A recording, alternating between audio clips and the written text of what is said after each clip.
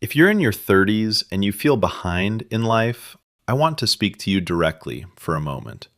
Not as a coach, not as a motivational speaker, just as another human who understands that quiet pressure.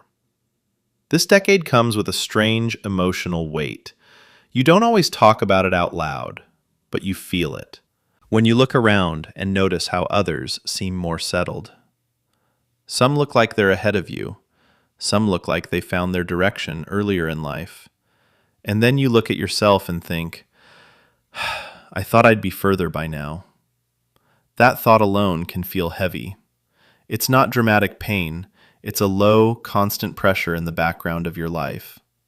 It shows up when you're alone with your thoughts, when you scroll and see highlight reels of other people's lives. Feeling behind in your 30s is not a personal failure. It's a very human response to living in a culture obsessed with timelines. You're not weak for feeling this. You're not late to life. You're just more aware now than you were in your 20s.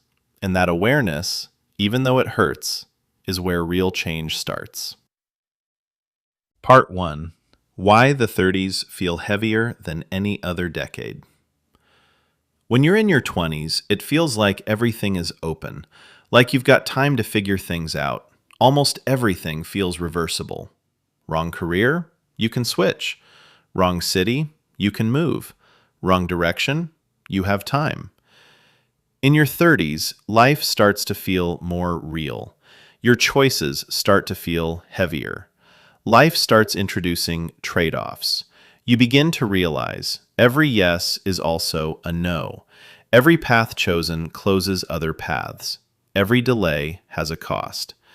This doesn't mean you're trapped. It means you're finally aware of opportunity cost.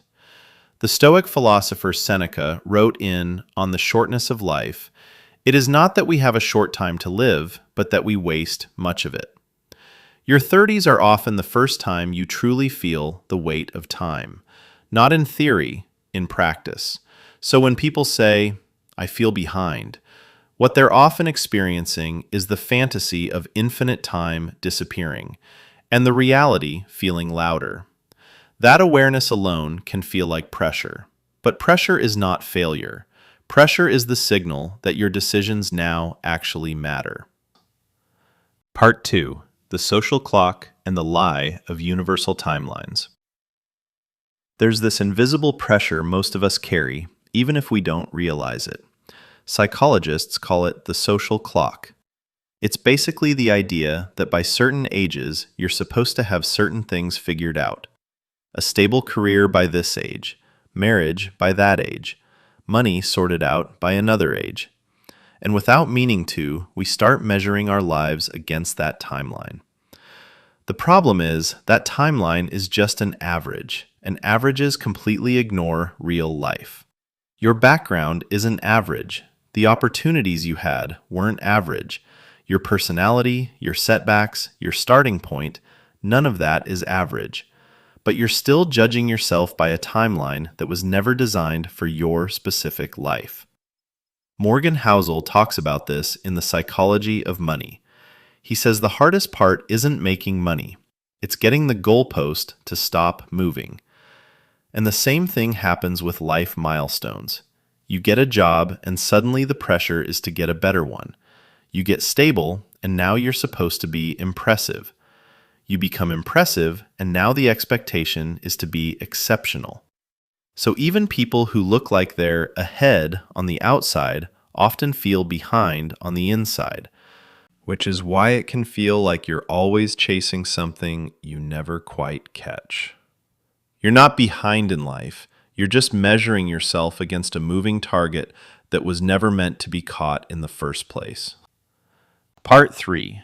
Why feeling behind can be a signal, not a sentence. Let's look at this from a slightly different angle. Yeah, feeling behind doesn't feel good. It can be heavy. It can mess with your head. But a lot of the time, that feeling is a sign that something important is shifting inside you. It usually means the life you're living right now doesn't quite line up with the life you can picture for yourself anymore. That gap creates discomfort. and as uncomfortable as it is, that discomfort is actually useful information. When things feel fine, we don't really stop to question where we're going. We just stay on the same path and try to make it more comfortable. But when something feels off, that's when the real questions start showing up. Is this work actually right for me? Is this the kind of life I want to keep waking up to? Am I actually growing, or am I just getting older? Carl Jung had a great way of putting this. He said the hardest thing a person can do is fully face who they really are. And your 30s have a way of forcing that honesty. You can't hide behind potential the same way anymore.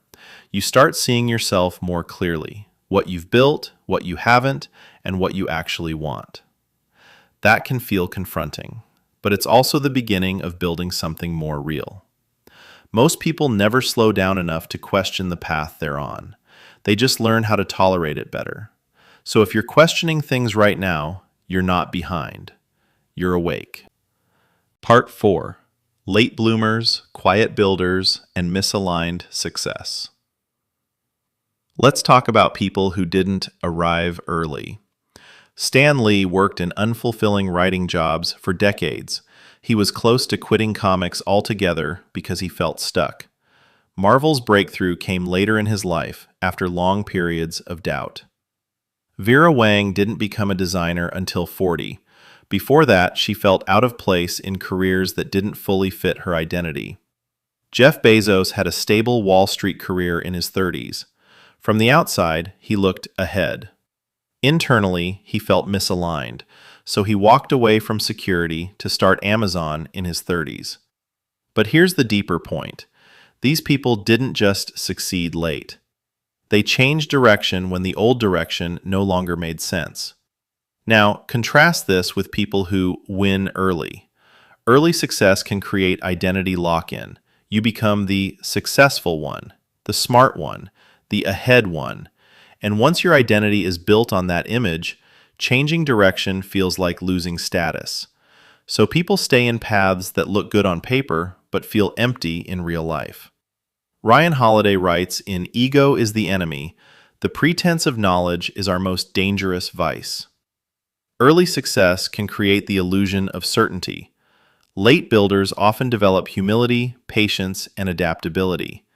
These traits don't look impressive early, but they age extremely well. Part 5. How to turn this phase into an advantage. If you feel behind, the instinct is to rush, to compress timelines, to force outcomes. But this phase isn't about speed, it's about leverage. Here are deeper, practical reframes. 1. Stop trying to catch up to a life you didn't design. Before you rush to catch up, pause for a second and ask yourself, catch up to what exactly? Because trying to catch up only makes sense if the path you're on is actually the right one for you. And a lot of the time, it isn't even a path you chose. It's one you kind of drifted into. So instead of stressing about moving faster, first make sure you're not running toward a life you never really wanted in the first place. 2. Build identity before chasing outcomes. Before you start chasing results, take a step back and ask yourself something more basic. What kind of person could actually handle the life I say I want? Because big outcomes don't just require effort, they require a certain version of you. Things like being able to focus when you don't feel like it, staying emotionally steady when things get uncertain, thinking long-term instead of just reacting to what's urgent, and being okay with progress that feels slow at first. That stuff compounds quietly over time. James Clear puts it really well in Atomic Habits. He says, every action you take is a vote for the type of person you're becoming. So instead of obsessing over the outcome, start paying attention to the kind of person you're training yourself to be every day. 3. Invest in compounding skills. There are some skills that don't expire. They actually get more valuable the longer you use them. Things like being able to communicate clearly, express your ideas through writing, focus deeply without getting distracted, and think in systems instead of just reacting to problems. When you build these kinds of skills, you give yourself more options in life. And having options, that's real power. 4. Play long games with delayed feedback. We're kind of addicted to quick feedback. Likes, quick wins, fast results, they feel good right away. But the things that actually change your life usually don't give you that instant payoff. They build slowly, quietly, over time. Naval Ravikant has a great line about this. He says, "All the real returns in life come from compound interest." And he's not just talking about money. The same thing applies to your skills, your reputation, and even the kind of person you're becoming. The final reframe. If you're in your 30s and you feel behind, you're not broken. You're becoming more honest with yourself. Most people never pause long enough to question the life they're building. They just build it faster. If your life feels uncomfortable right now, it may be because you're outgrowing an old version of yourself. You're not late to life. You're early in building something intentional. And intentional lives don't look impressive early. They look confusing. They look slow. They look uncertain. Until one day, they look aligned. If this perspective helped you breathe a little easier, subscribe to The Unaverage Life. This channel isn't about rushing success. It's about building a life you don't have to escape from later.